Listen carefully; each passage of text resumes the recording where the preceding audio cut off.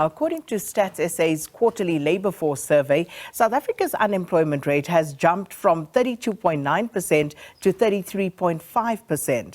And Stats SA reported a 92,000 decrease in the number of employed persons to 16.7 million in quarter two of 2024. Now, the number of persons who were not economically active for reasons other than discouragement decreased by 75,000. That's down 0.6% between quarter one and quarter two. Now, Stats SA also noted that women in South Africa continue to shoulder a disproportionate burden of unemployment, underemployment, as well as lower workforce participation compared to men. So to help us unpack some of these figures, we are joined virtually by senior economist Xhanti Payi. Xhanti, good morning, and thanks for speaking to us here on Morning Live. Very good to talk to you, Sagina. And let's start with that last point in the introduction, where it seems, Xhanti, that women in South Africa continue to shoulder a disproportionate burden of unemployment. So what could some of the reasons be behind that?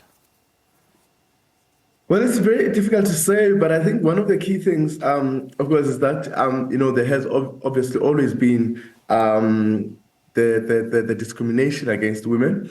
Many times, many employers, for example, will say that, women are not continuously at work because sometimes, of course, they may fall pregnant. Family planning is one issue where the employers raise. So whereas men are seen to be consistently at work because they don't take maybe 4 months off on a given time. So that kind of discrimination is something that has always been there. Of course, also other kinds of stereotypes about women have always affected both their employability, but also the earnings that they make. We know that recent statistics have told us that women earn 80 cents on every rand that a man earns. So discrimination is probably one of the key areas that actually still hold women back in terms of employment. But how do we address that? We are in 2024. So, how can we still continue on those same trajectories of stereotypes and the tropes that go with it? How do we address that? How do we change the mindset of those who employ?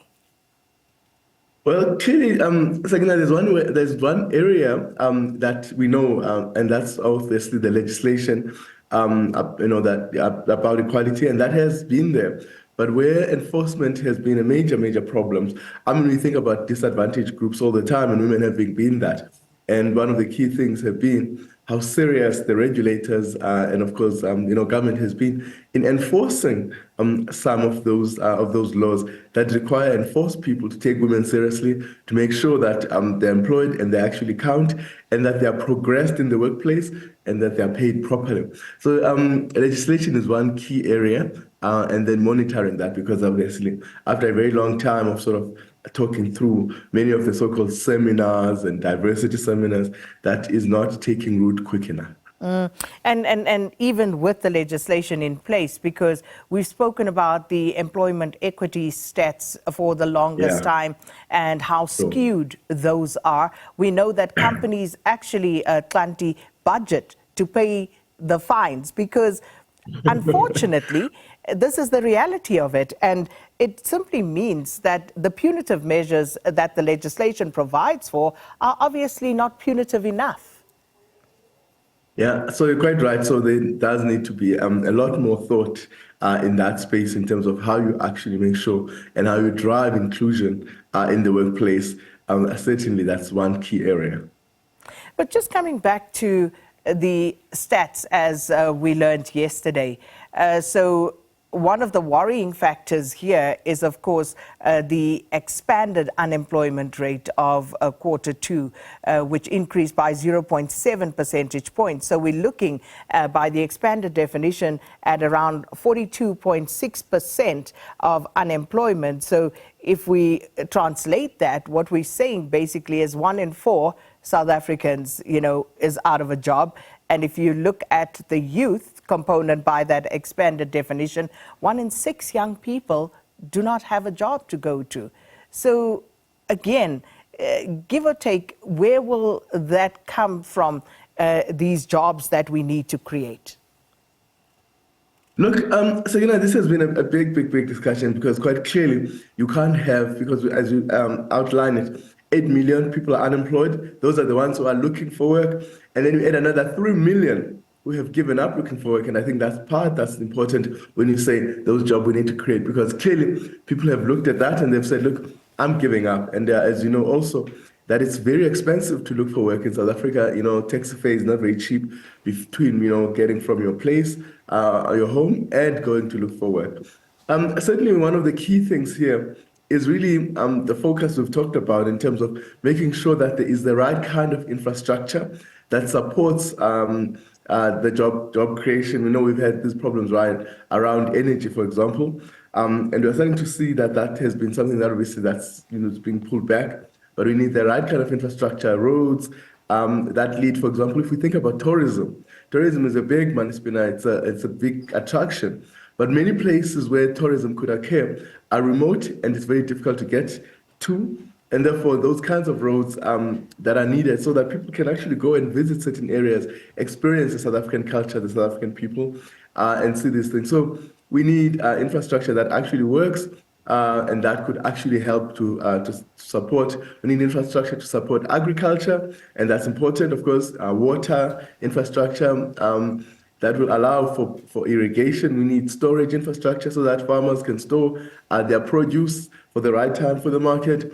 We need, so we think about the sectors that are really important in terms of absorbing labor. And then we have to think on top of that to be able to do that. We know, of course, we've got many difficulties in municipalities to support small businesses to be able to thrive. And municipalities have been a serious impediment in terms of their ability to perform and to provide the necessary services. Again, another key issue here, because that also would support business and allow people to get employment. So there are various issues that we really have to get to make sure that we are able to create employment, to support business, so that we can absorb people, especially in the major sectors that do not require the very technical skills. And Xhanti, your explanation there basically gives us a sense of just how complex this issue is and the multiple layers that need to be addressed in order for us to start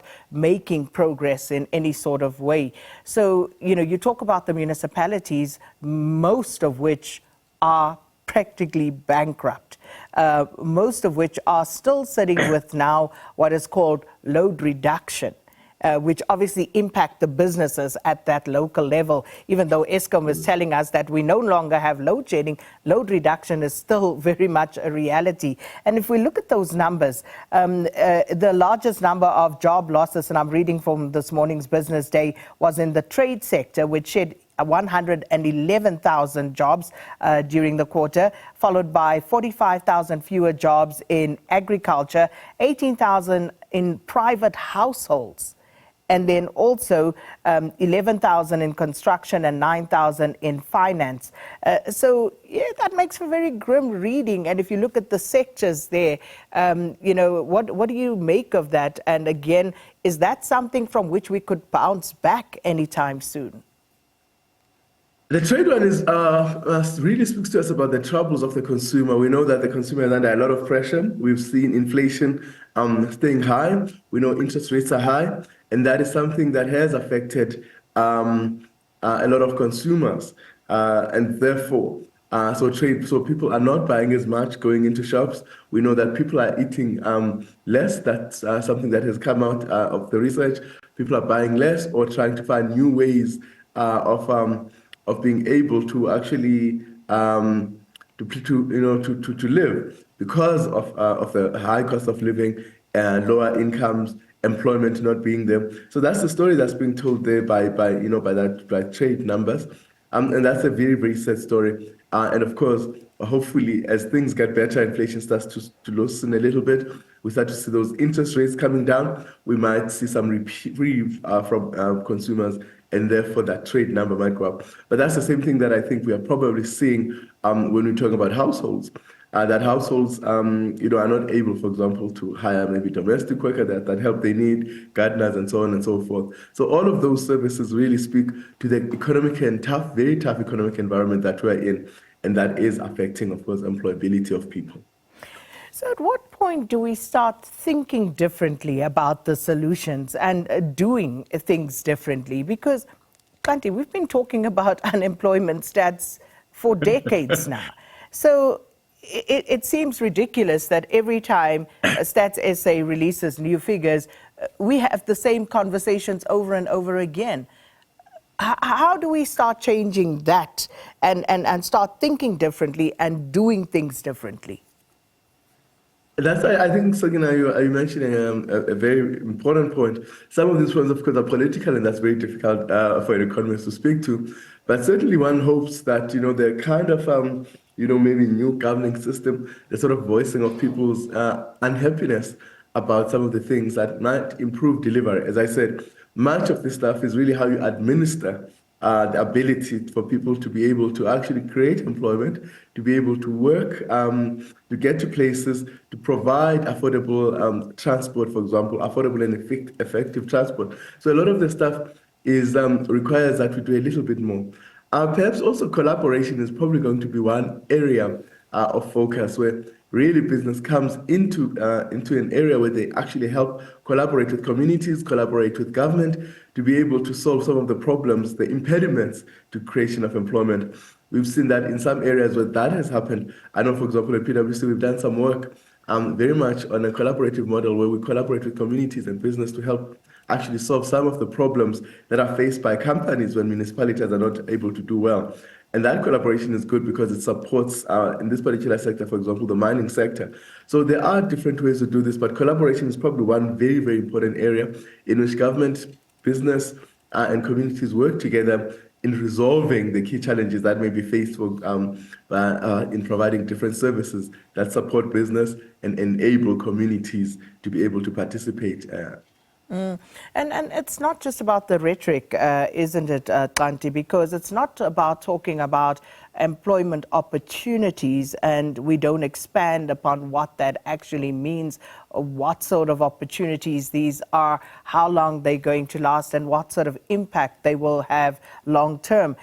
Because again, this survey that was done by Payserve, which is a fintech company, and they were saying that South Africans are running out of cash mid-month.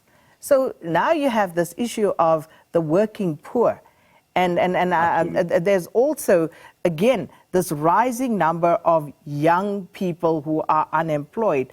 And it's a ticking time bomb, literally, because I'm sure in your work, in your research at your firm, you must have seen, some of these stats and also seen what some of the implications of this could be going forward. Look, I think we still are talking about a ticking time bomb, but it's certainly the World Bank report that came out last year suggested that actually the inequality and poverty in South Africa is the main driver of the crime rate that we have and the insecurity that we see in the country. And so again, I want to think that there's some time bomb that's coming. Maybe it's something we need to change our minds. I mean, you just have to look at the news where people are being robbed in highways, where basically you're on your way to work and you are in traffic and you are being robbed in churches, in their own homes. There's, in hair salons, everywhere where people are to be found. That's where actually crime is taking place because people are saying, well, what are we going to do? And so there's a level of, and then of course we see the very deep and really, really, really troubling levels of gender-based violence. All of those things are talking to the hopelessness and the unemployment and the desperation of people that we are seeing. So some of those things that we're already seeing actually suggest that the so-called ticking time bomb has perhaps already exploded because of the kinds of levels of crime and how violent the crime is and how very close to everybody it is in that sense, because that actually speaks to the desperation of unemployment, something that we must really work hard at as soon as possible. And then, of course, Xhanti, we see the Western Cape, Mpumalanga, and I think the third province was KwaZulu-Natal. That's where we saw the most job losses, Gauteng seeing an increase. So is there anything that we could read into that? Well, yes. Of course, I mean, I think, we know the situation in the Eastern Cape, the high levels of poverty, We know some of the really challenges in different municipalities and governments. So there is something to read into that, and that actually perhaps is also an important focus in terms of how you actually structure business and industrialization in different areas in our economy. So there is something to be read into that, that things have sort of, worked backwards. I think if you look at KZN, for example, of course, we know that one of the key areas in Durban has been that trade area where there's ports, and ports have not have struggled. And one suspects that in that sort of environment where there has been a place also of tourism, and I understand one report suggested that people are replacing Durban in terms of tourism with Mozambique. So because of some of the troubles that have been there in terms of the beaches and all of that. So there are certainly some issues that are emerging about different areas and why those things are that we actually need to attend to. Some of which we are starting to see are being attended to. So perhaps also it's a matter of time before those challenges are addressed. Indeed, time will tell. Xhanti Payi, thanks so much for your time. Senior economist Xhanti Payi speaking to us about those Q2 unemployment figures.